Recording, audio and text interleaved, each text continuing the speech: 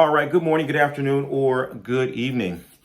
Whatever time it is when you hear this message, I pray that you're poised to receive, to accept, and to respond to words of wisdom. Ashe. One thing I know as a classroom teacher is that if I, for example, have 10 students, I'm going to have two of those students are going to be stars. These are two folks who are at the top end. They're high performers.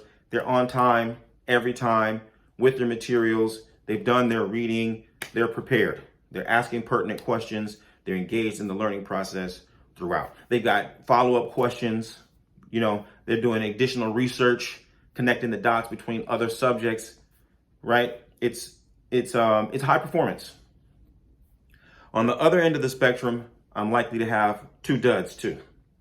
Two people who are late all the time. They never have all their materials. They're never quite ready to engage in the learning process. And in addition to that, they might even be a disruptive force in other people's learning. They might be cracking jokes. They might be, mouthing off. They're doing everything that they can to draw attention from the actual lesson and from the learning process and onto themselves. It's drama, okay? And in a mediocre learning environment, I, as the teacher, will be obliged to accommodate the duds. For whatever reason, I can't get rid of them, And so what do I have to do? At the very least, I have to neutralize their interruptions. I have to neutralize their disruptive influence so that they don't impede other people's learning process. At best, I can come up with some creative ways to redirect them and engage them in the learning process. I can capture their attention somehow and get them involved in the learning process. Okay?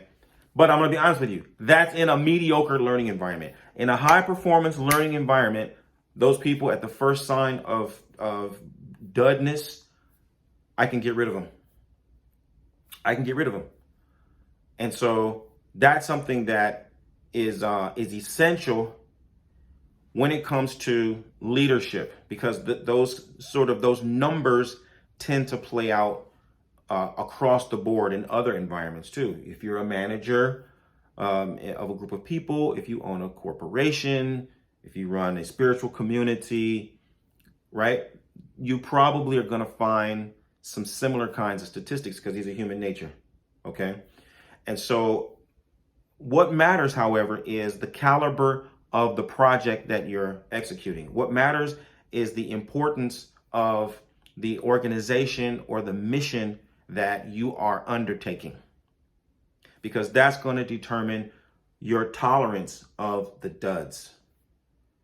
Once you get to a position or a place where what you're leading cannot be compromised, then you've got to relinquish the duds. You got to let them go. As soon as they start showing signs of being a dud, as soon as they're showing up as unprepared, disruptive force, you have to let those people go. And it's difficult to say. It's difficult to do. But like I said, this is where leadership really distinguishes itself. You as the leader must understand the visionary goal that compels you to bring all these people together in the first place. You as the leader have to understand what's at stake. If we accomplish our mission, this is what will be the long-lasting result. Right? Let's say metaphorically, our mission is to build a bridge. Okay, this bridge is going to allow us to cross over a river or cross over a valley that is going to open up a whole new set of resources for us, or it's going to give us access to the ocean forever. We can't jeopardize that. We can't compromise that because Bobo and them can't seem to get it together, because whatever personal problems they have, they're constantly drawing attention to themselves and not to the measurements, not to the calculations, not to the movement of materials from where we need them to be, from where they are, to where we need them to be. Because we only have a certain amount of time. This window of opportunity is open to us right now. We have the people, we got the resources, we got the will. We just can't let you derail this project. It can't be done. So we're going to let you go. It isn't the fact that we don't care about you. It's not that we don't want you to be here. It's that you're not prepared to do what we're doing, and you're not demonstrating the willingness to change. You feel like you're indulging your own problems is more important than rising to the occasion of this moment. As the leader, you have to make that decision based on the compelling goal. So you as the leader must be laser focused and relentlessly focused on the visionary goal. And you've got to be able to see all the ways in which the people who are part of the vision are either contributing to it or detracting from it. And you got to be quick on talent. The ones who are performing have to be rewarded. At the very least, they've got to be rewarded with creating the kind of an environment that's conducive to them being able to perform. Your high performers can't see you catering to low performers because there's no, right? Because they understand that the low performers are interrupting their ability to achieve. This is just essential if you want to attain levels of excellence.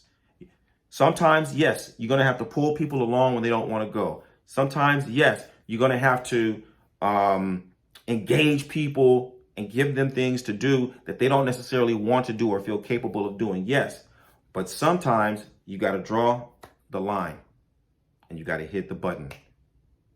And if the people don't release themselves, you have to release them, because they're only going to destroy your capabilities of achieving greatness, right? And so this is a lesson for the leaders. This is a lesson for the leaders, okay? If you are ready, willing, and able to help bring about positive influence through doing the hard things sometimes, if you understand and appreciate the fact that sometimes positive influence means giving negative feedback or creating, negative consequences, then I want you to find out how Obafemi Origunwa and the Orisha Lifestyle Academy can help you take your practice and take your life to the next level. Visit me at obafemio.com or orishalifestyle.com, and let's start working together to help you live the medicine that will heal your life and heal the lives of those who you are destined to serve. I look forward to working with you. Bye for now. Odabo.